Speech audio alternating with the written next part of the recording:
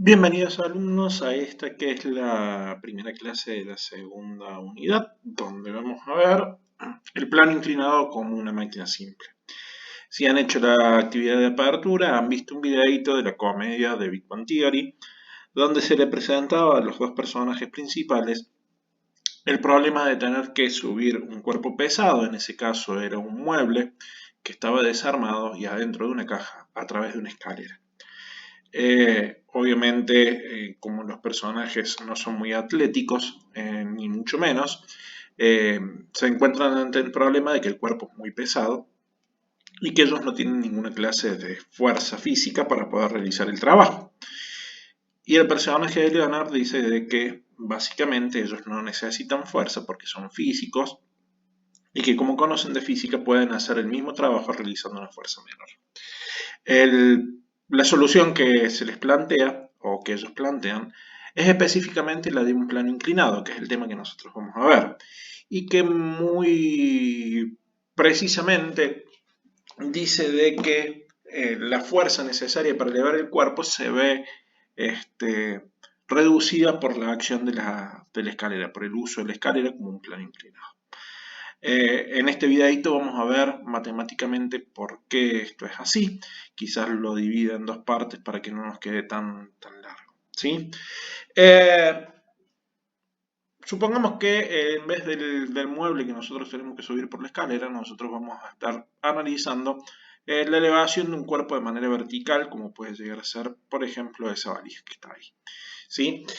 Si nosotros vemos, para poder elevar el cuerpo nosotros tendríamos que poder realizar una fuerza en sentido vertical, en dirección vertical y en sentido hacia arriba.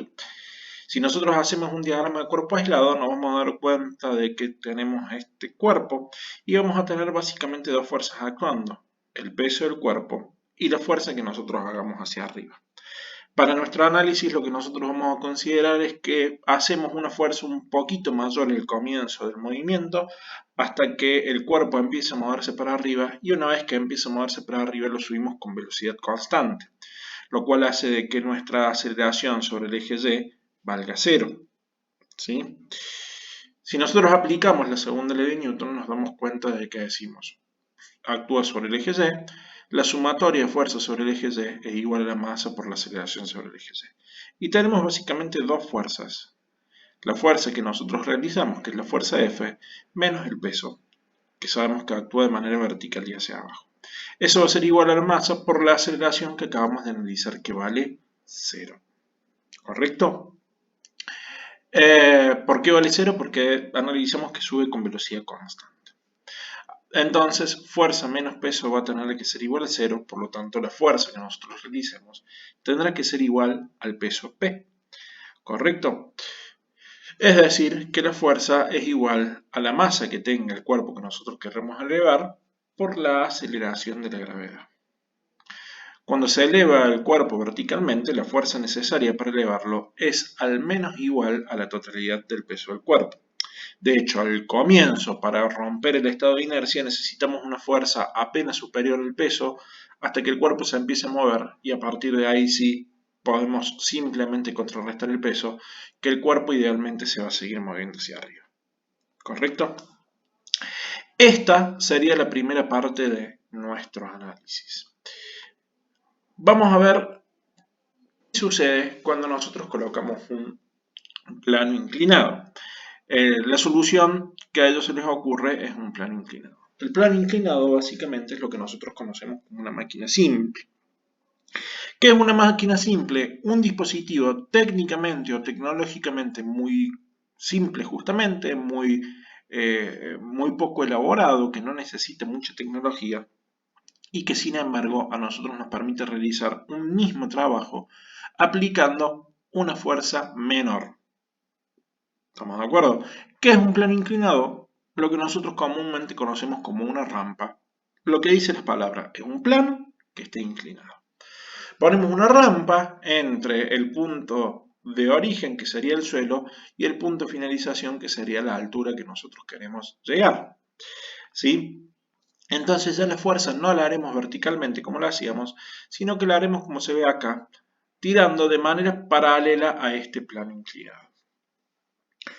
Para simplificar el análisis matemático, como me van a quedar muchas fuerzas que están actuando sobre diferentes direcciones a las de los ejes X y Y, para no andar proyectando tanto, lo que yo voy a hacer es rotar los ejes. Mi eje vertical y horizontal lo voy a rotar exactamente la misma inclinación θ que yo le puse aquí, ¿sí? Que tiene el plano inclinado.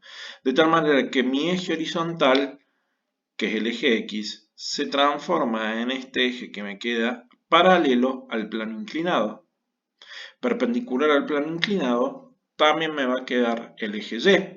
Por lo tanto, si el eje X yo lo he rotado una inclinación θ para que coincida con el plano inclinado, a mi eje vertical también lo voy a estar rotando esta misma inclinación θ para que me quede nuevamente a 90 grados del nuevo eje X que yo tengo.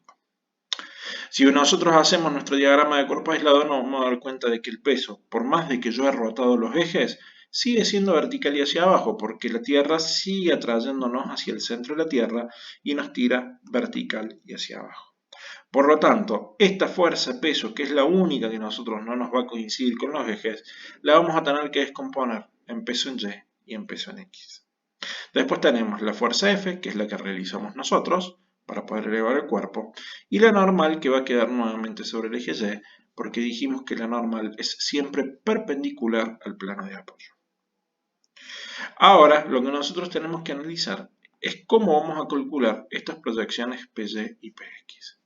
Si analizamos su descomposición, la descomposición de la fuerza peso, nos vamos a dar cuenta que tenemos el vector vertical que ocupa la posición de una hipotenusa y después las dos proyecciones PY y PX que ocupan el lugar de los catetos, siendo el ángulo θ el que se forma entre PY y el peso P. Bajo esta configuración, PX es el cateto opuesto a θ y PY es el cateto adyacente. Del mismo análisis que nosotros hicimos, llegamos a la conclusión de que el seno de θ, que es el cateto opuesto sobre la hipotenusa, en este caso será cateto opuesto que vale px sobre la hipotenusa, que es el valor del peso. Quiere decir que px es el peso, masa por gravedad, por el seno de θ. Con el mismo análisis en el coseno, llegamos a la conclusión de que py es igual a p por el coseno de θ. Si ustedes se fijan, las proyecciones, si estuviéramos en clase, les preguntaría si notan algo raro, y lo raro es que me queda la proyección en X multiplicando por el seno y la proyección en Y multiplicando por el coseno, al revés de lo que generalmente sucede. ¿Por qué es eso? Es muy simple la explicación. Porque el ángulo θ que nosotros estamos considerando no lo referenciamos al eje X, que es el que generalmente nosotros tomamos, sino que lo referenciamos al eje Y. Está medido respecto al eje Y. Si nosotros tomáramos este angulito que está aquí, que sería el complemento de θ, que sería este que está aquí, fíjense de que PY pasa a ser el opuesto, por lo tanto correspondería el seno, y PX pasa a ser el adyacente, por lo tanto correspondería el coseno. ¿Sí? Pero como nosotros consideramos el otro ángulo medido respecto al eje Y, es que cambiamos únicamente para la proyección de la fuerza peso en el plano inclinado, que la proyección sobre el eje X se da con el seno y la proyección sobre el eje Y se da con el coseno. ¿Sí? Si nosotros concluimos con nuestro análisis y aplicamos la segunda ley de Newton sobre el eje del movimiento, fíjense que el eje del movimiento es ni más ni menos que el eje X y tenemos dos fuerzas, la fuerza F que actúa hacia la derecha positivo y el peso en X que actúa hacia la izquierda negativo. Hacemos el mismo análisis, consideramos que aceleramos un poquito para poder moverlo y después sube con velocidad constante, de tal manera que la aceleración sobre el eje X también valga cero. Y me va a quedar que fuerza menos peso en X es igual a la masa por la aceleración que vale cero.